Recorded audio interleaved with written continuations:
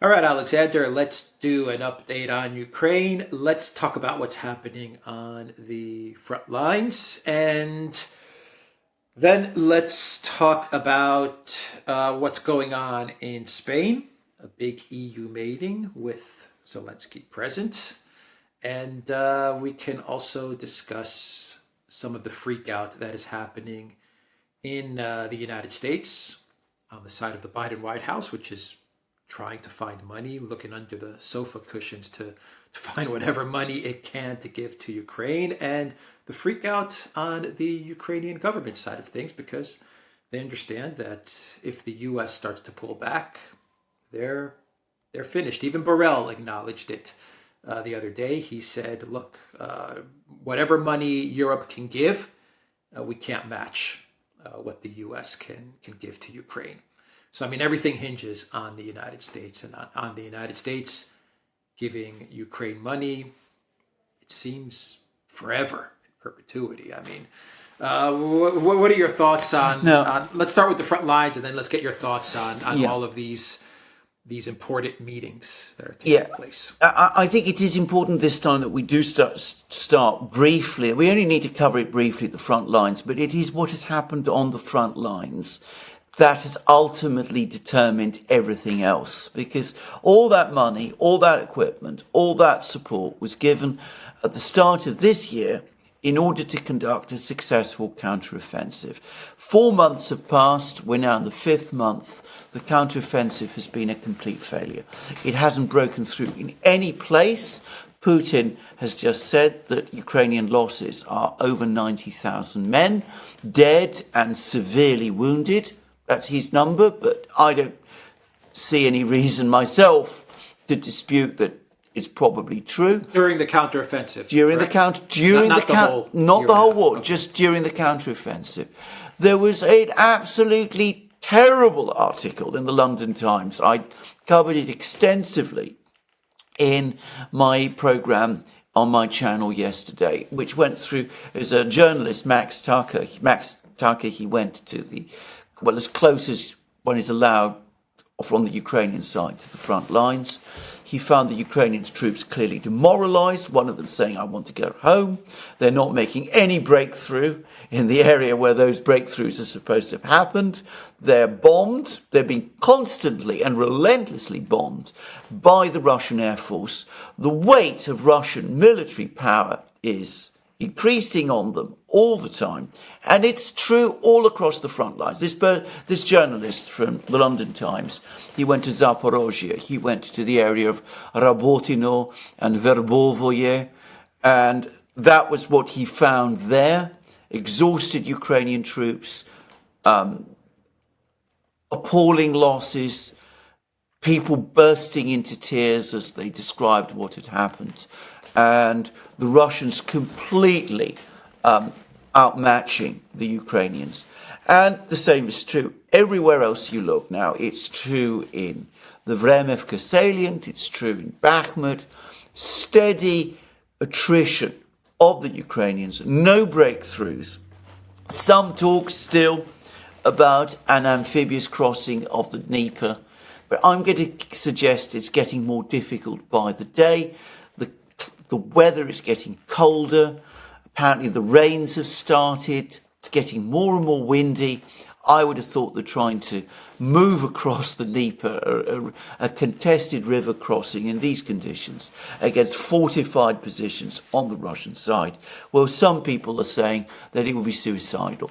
So Ukraine bogged down, and that was the word, by the way, the London Times used. Bogged down, unable to advance, stuck, and losing men and machines all the time. And all the time, again, we have missile strikes, drone strikes across Ukraine. They happened again last night.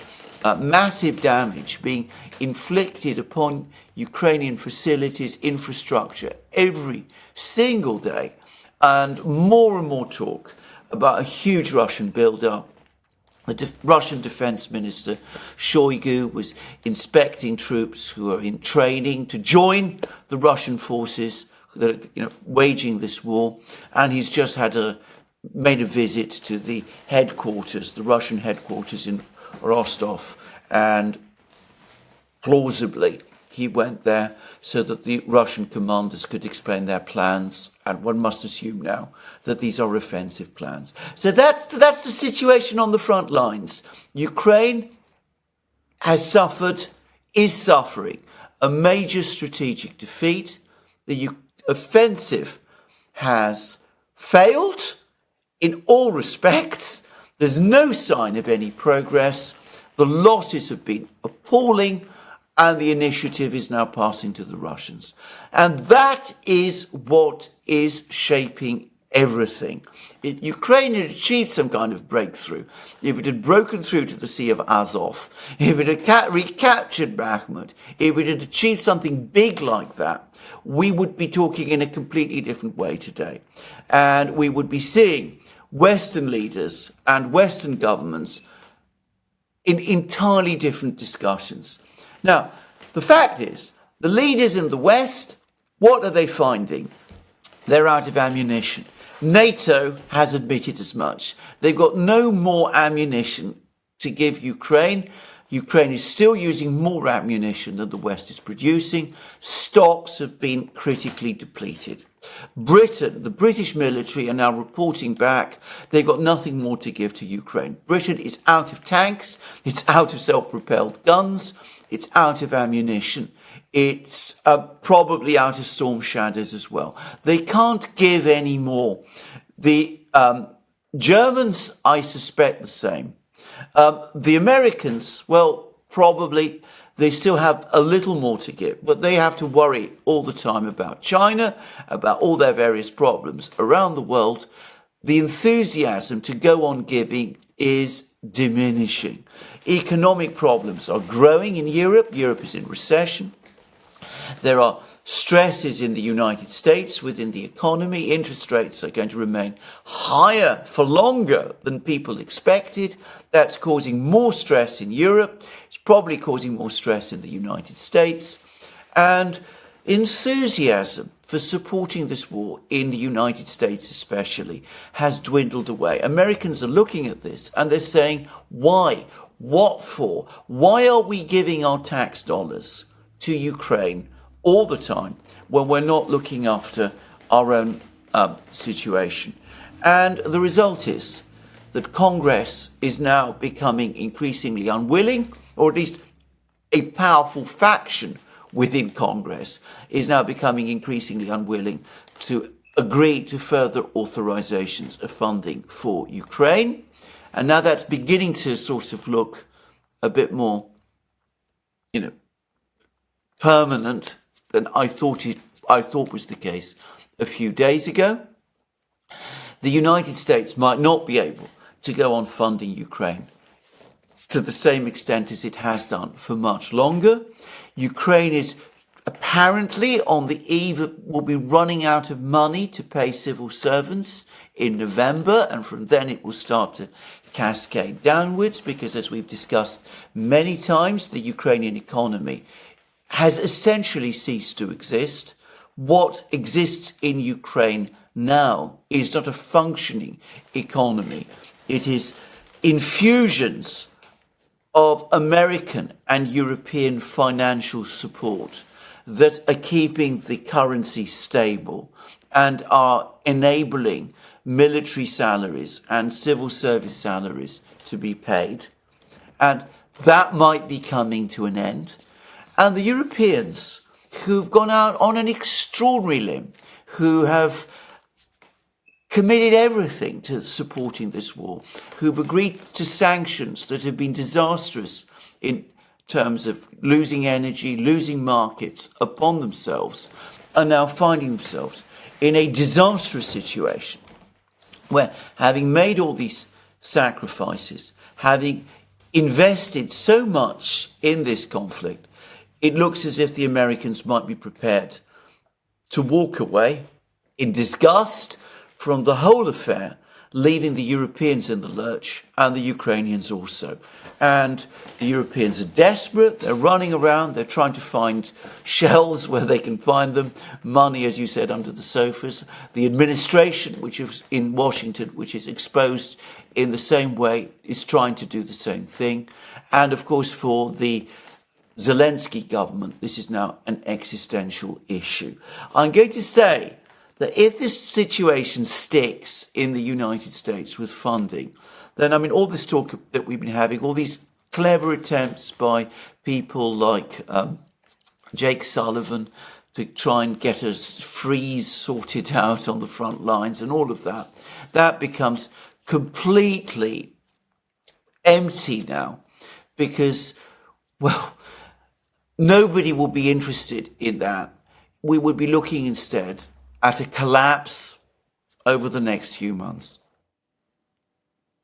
Yeah, no freeze, no getting this conflict to November 2024. No. It's not going to happen. Exactly. I mean, Sullivan must be freaking out. Blinken must be freaking out. I imagine the entire DNC is probably freaking out over this because the last thing they want is a collapse, which is going to be 100 times worse than what they saw with Afghanistan, and that's going to be on the Democrats' watch. It's going to be on Biden's watch. This is going to happen. I mean, this is an election disaster. For the Democrat Party. Yeah. So the big counteroffensive was. I mean, I didn't even think it was going to be this much of a disaster. I figured Ukraine might get to the first line of defense, maybe the second. But I mean, this has been a complete catastrophe. The Europeans, why are they still insisting on backing Zelensky after this massive, huge catastrophe? I mean, this is the part that I can't wrap my head around sometimes is you gave him all your money, you gave him your entire economy, Germany, you've given up your entire future, Germany, and you bet it on this one man, a comedian president, you bet your entire nation on this one man. He's failed. Why do you insist on continuing to back him? The same goes for the UK. You bet your entire economy on this guy, your entire military. Why do you have him in Spain? Why are you hugging him? Why are you consoling him? Why are you assuring him? Fire him. Yeah. Well, because of course they're frightened that if he goes down, they go down with him. And I don't mean, of course, Europe. I don't mean the European economies. I don't mean the people of Europe. I mean they would be liberated if this whole thing finally ended, if Europe finally called a stop to this whole affair. I mean the people who have made these decisions, Macron, Scholz, Ursula, all of these others. And it's interesting, by the way, to see where the power of decision still exists. A country like Poland, it turns out, people there still have the ability to make decisions. The Poles have looked at this situation. They've seen what Zelensky's like. They've seen these problems with refugees in their own country. They've seen this problem with the grain, and they're able to change their policy. But the Europeans no longer can, nor can the British, it seems, because they built up Zelensky. They made Zelensky into this great hero, this, Napoleon in Kiev, this Churchill figure who was going to, they made Zelensky Napoleon and they made Zelensky Churchill. And now, and they based it around him. They had him in the British Parliament, if you remember. He was there and they were all applauding him. It wasn't like in Congress, where in Congress many people wouldn't applaud him or stand up. In British Parliament, in Germany, wherever he went in Europe, he was always greeted as this great hero. And now just telling him to go exposes them. And of course, in the United States, people are less exposed because they're farther away and they can look at this mess and they can look at this mess objectively and rationally and say this isn't working and we've got to call a stop and there's no point in throwing good money after bad and depleting our weapons arsenals even further. They can say that in the United States. But in Europe, what can you say? What can Scholz and Habeck and Baerbock turn round and say to the already increasingly concerned and increasingly angry German people? They say, you know, we took away your energy, we took away your markets, we ruined many of your businesses, and now we're asking Zelensky to go. I mean, it would be a political disaster for them. So they're sticking with it. It's exactly what, was it Duda, the Polish president, said? It's a drowning man, clings to other people and is pulling them down with him. And that's exactly what's happening. Yeah. Final question. Do you believe that Congress will get money to Ukraine? Okay, Jim Jordan looks like he'll be the House Speaker. That's how it looks. We don't know yet, but he's the front runner. He's not enthusiastic about getting money to Ukraine, but I believe, in my opinion, they will get some money to Ukraine. But I'm looking at this as either the last or close to the last aid that is getting to Ukraine. Do you think that's a proper assessment? I mean, I think we're coming towards the end, at least for the United States, of money going to Ukraine, or large amounts of money going to Ukraine. I agree. I mean, I think the thing to say is that within the United States, this was never a particularly popular war. Most Americans were not engaged in this. In Europe, people were to a much greater extent. I think people in Europe, in Germany, in Brussels especially, were really, some of them were enthusiastic about this. And of course, there's a narrative that has developed, which is partly true, that the United States did this to Europe in order to smash Europe, make it more dependent upon the United States. But I suspect in the minds of some European politicians, they wanted it to happen that way because they wanted to lock the United States more closely into Europe and were hoping that through this conflict and American power, they would be able once and for all to solve what they always think of as Europe's Russia problem. So, I mean, I think there was that element in Europe as well. So I think in the United States, people are looking at this. They were never engaged in it. They were never particularly enthusiastic about it. This is about the wider American population. And Republicans are always deeply skeptical about what looks like Biden's war. There's all this talk of corruption. People are starting to hear about Burisma. They're starting to hear about all of these things. And they say, look, enough. We got China to worry about. In case that's what some people are saying. And many more people are saying, we've got Hawaii to think about. We've got the infrastructure to think about. We've got the southern border to worry about. We can't waste our time with these sort of things. And I think if Jim Jordan does become the speaker, I think that, yes, it probably will be the beginning of the end of funding for Ukraine. Funding from this point will start to dwindle, and dwindle a lot. The Pentagon is becoming impatient with the depletion of its military arsenal. And I think that we will start to see the Americans actually walking away.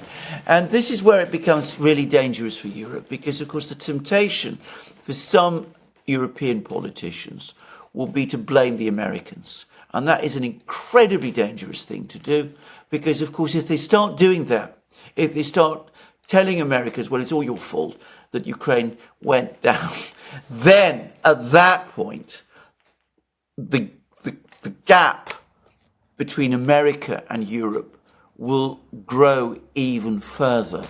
And let me repeat again, one of the reasons NATO exists, Lord Ismay said it right at the beginning, back in the 40s, one of the reasons NATO was created was obviously to keep the Germans down and the Russians out. but first and foremost to keep the Americans in. If Europeans start criticising the United States in that kind of way and saying it's the Americans' fault because they weren't prepared to stomp up even more money to keep this show in Ukraine on the road, I can see many Americans becoming even more angry and even more disenchanted and saying, look, enough's enough. We've had enough of these Europeans. Let's vote for Donald Trump and end this thing. People in Brussels are going to have to, in a proper world, people in Brussels, my final thought is that people in Brussels would have to get fired. Yeah. This is a massive debacle, massive catastrophe, but they won't. They'll cling on as they always do, and they'll all be the usual cliches and slogans and things that will try and, they're becoming more and more unpopular, but that won't prevent them clinging on because that's the iron rule of European politics. I mean, if they could survive the Eurozone crisis of 2009 to 12 or whenever it was, then they probably could survive anything. And the immigration crisis that happened afterwards, the same pieces will always rearrange themselves. And in the meantime, Europe will continue to be locked into a cycle of decline. All right, the Duran.locals.com. We are on Rumble, Odyssey, BitChute, Telegram, Rockfin, and X. And go to the Duran shop, 20% off all our merch. Use the code TheDuran20. Take care.